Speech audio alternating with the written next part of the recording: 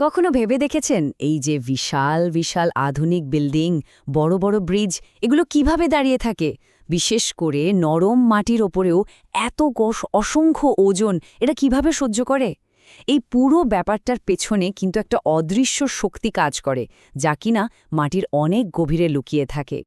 তো আজকের এই আলোচনায় আমরা ঠিক এই রহস্যটাই ভেদ করব। আমরা দেখব এই অদৃশ্য শক্তিটা আসলে কি, কখন এটা দরকার হয়, আর কিভাবে এটা তৈরি করলে একটা স্ট্রাকচার বছরের পর বছর নিরাপদে দাঁড়িয়ে থাকতে পারে। চলুন শুরু করা যাক। তাহলে এই যে অদৃশ্য শক্তির কথা বললাম, এর আসল পরিচয়টা কি? উত্তরটা কিন্তু লুকিয়ে আছে পাইল ফাউন্ডেশনের ভেতরে। কিন্তু তার আগে তো জানতে হবে এই পাইল ফাউন্ডেশন জিনিসটা আসলে কি। প্রশ্নটা কিন্তু খুবই স্বাভাবিক, তাই না? যখন মাটির ওপরের স্তরটা হয় একদম দুর্বল বা নরম, তখন সাধারণ ফাউন্ডেশন দিয়ে এত বড় একটা স্ট্রাকচারের ভার রাখা প্রায় অসম্ভব। ঠিক এখানেই কিন্তু আসে একটা বিশেষ সমাধান। সোজা কথায়, পাইল ফাউন্ডেশন হলো একটা বিশেষ কৌশল, যেখানে লম্বা লম্বা পিলার বা কলামকে মাটির অনেক গভীরে পাঠিয়ে দেওয়া হয়। এর মূল উদ্দেশ্যটাই হল বিল্ডিংয়ের পুরো লোড বা ভারকে দুর্বল মাটি পার করে একদম নিচের শক্ত মাটির স্তরে পৌঁছে দেওয়া। মানে আরও সহজ করে যদি বলি, পাইল হচ্ছে মাটির গভীরে লুকিয়ে থাকা একটা সুপার স্ট্রং পিলার, যেটা পুরো বিল্ডিংটাকে একদম শক্ত করে ধরে রাখে। এর চেয়ে সহজ ব্যাখ্যার হয় না। এখন প্রশ্ন হল, সব বিল্ডিং বানাতেই কি পাইল লাগে? না, মোটেও না। তাহলে চলুন দেখি ঠিক কখন বা কোন পরিস্থিতিতে এই পাইল ফাউন্ডেশনটা জরুরি হয়ে পড়ে। একটু ভেবে দেখুন তো, যেখানে মাটির উপরের দিকটা একদম নরম, প্রায় কাদার মতো, কিংবা যেখানে মাটির নিচেই পানি, সেখানে কি সাধারণ ভেদ কাজ করবে? করবে না।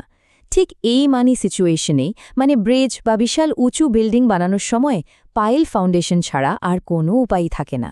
তবে হ্যাঁ, সব পাইল কিন্তু একরকম না। এরা সবাই একইভাবে কাজ করে না। এদের কাজের ধরনও কিন্তু আলাদা। চলুন পরের ধাপে গিয়ে দেখি ব্যাপারটা আসলে কি। ব্যাপারটা খুব ইন্টারেস্টিং। অ্যান্ড বিয়ারিং পাইল কাজ করে একটা কলামের মতো। এটা সোজা নিচের শক্ত পাথরের স্তরে গিয়ে ঠেকে আর বিল্ডিংয়ের পুরো ওজনটা সেখানে ট্রান্সফার করে দেয়। অন্যদিকে ফ্রিকশন পাইল ব্যবহার হয় যখন শক্ত মাটি অনেক গভীরে। এটা তার গায়ের চারপাশের মাটির সাথে ঘর্ষণ তৈরি করে লোডটাকে ছড়িয়ে দেয়। একদম দুটো আলাদা কৌশল, কিন্তু লক্ষ্য একটাই, বিল্ডিংকে নিরাপদে রাখা। পাইল বানানোর জন্যেও কিন্তু কয়েক ধরনের জিনিস ব্যবহার করা হয়। সবচেয়ে কমন হল কংক্রিট, কারণ এটা খুবই টেকসই আর শক্তিশালী। আবার ধরুন ব্রিজ বা অনেক ভারী কোনো স্ট্রাকচারের জন্য ব্যবহার হয় স্টিলের পাইল, কারণ এর লোড নেওয়ার ক্ষমতা অনেক বেশি। আর হ্যাঁ, ছোটখাটো বা অস্থায়ী কাজের জন্য কাঠের পাইলও ব্যবহার করা হয়।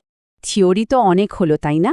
এবার চলুন একটু ফিল্ডে যাওয়া যাক, বাস্তবে দেখি এই ফাউন্ডেশনটা বানানো হয় কিভাবে। কাজটা শুরুই হয় সয়েল টেস্ট বা মাটি পরীক্ষা দিয়ে। এরপর ড্রিল করে একটা গভীর গর্ত করা হয়। সেই গর্তের ভেতরে নামিয়ে দেওয়া হয় রডের তৈরি একটা খাঁচা, আর তারপর ঢালা হয় খুব ভালো মানের কংক্রিট। সবশেষে এই সব পাইলগুলোকে একসাথে জুড়ে দেওয়ার জন্য ওপরে একটা বিশাল কংক্রিটের ব্লক বানানো হয়, যেটাকে বলে পাইল ক্যাপ, যার ওপর থেকে বিল্ডিংয়ের কলমগুলো ওঠে। ব্যাপারটা অনেকটা টিম ওয়ার্কের মতো।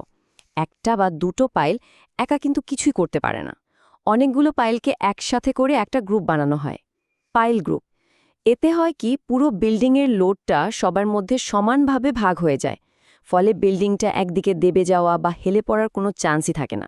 কিন্তু এত জটিল একটা কাজে যদি সামান্য ভুল হয়ে যায়, তাহলে কিন্তু ভয়ানক বিপদ হতে পারে। তাই চলুন এবার কিছু মারাত্মক ভুল নিয়ে কথা বলা যাক, যেগুলো অবশ্যই এড়ানো উচিত। সবচেয়ে বড় ভুলগুলোর মধ্যে একটা হলো মাটি পরীক্ষা না করেই ডিজাইন করে ফেলা, কিংবা ধরুন কম দামি বা নিম্নমানের কনক্রিট ব্যবহার করা। আবার ডিজাইন অনুযায়ী পাইলকে ঠিক ততটা গভীরে না নিয়ে যাওয়া, বা পাইল ক্যাপ বানানোর সময় ভুল করা। এই প্রত্যেকটা ভুলই কিন্তু মারাত্মক। শেষ কথা হলো, এই ভুলগুলো শুধু কিছু টাকা পয়সার ক্ষতি করে না, এগুলো সরাসরি মানুষের জীবনকে ঝুঁকির মধ্যে ফেলে দেয়। তাই সঠিক নিয়ম মেনে কাজ করাটা শুধু জরুরিই না, এটা একরকম বাধ্যতামূলক। আচ্ছা, আমরা তো বুঝলাম যে পাইল হলো মাটির নিচে লুকিয়ে থাকা একটা পিলার, কিন্তু এই সব পিলারকে একসাথে বেঁধে রেখে পুরো বাড়িটাকে এক সুতোয় গেঁথে রাখার কাজটা কে করে? পাইল ক্যাপের ভূমিকাটা ঠিক কি? এটা নিয়ে একটু ভাবলেই কিন্তু পুরো সিস্টেমটা আরও পরিষ্কার হয়ে যাবে।